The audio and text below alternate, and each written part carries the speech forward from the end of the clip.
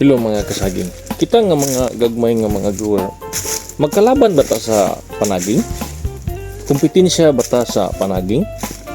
Kating dili agyod. Dili gid ta kompetensya. Kabalo ba kinsay ato ang kompetensya o kalaban? Tagalay nasod. Diri sa Asia, ang ato ang kompetensya gyud Vietnam, Cambodia, Thailand. Karon India dako po kay sila gitamnan. China seasonal man sila.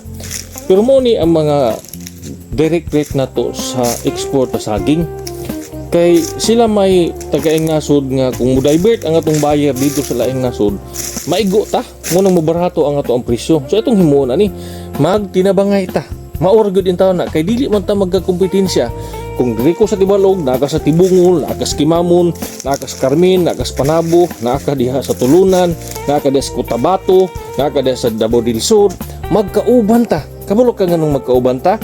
Nagkalahi-lahi og lugar ang ato ang saging pero usara ta og container.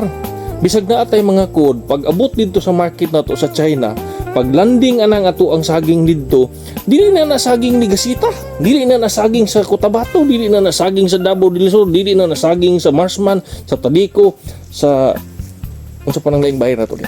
O dili na nabayar saging nila. Saging na natong tanan, saging na nas Pilipinas. Ang classification dito, Philippines, Thailand, by country na ang classification sa saging. Muna nga ang kalaban na dili ng mga kauban nato. So dahil mo na to. Magtinabangay ta nga ang imong saging diha mo gwapo. Ug kini ako apo diri mo gwapo. Pasulbad na ning problema sa Panama. Mag-share tag mga cultural practice nato kay isa ra sudlanan sa ato ang saging. Isa ra ka container. Kunya ka nang imong container diha ug kining ako ang container diri maura man taon na isahon naman na. Sus Ginoo ko.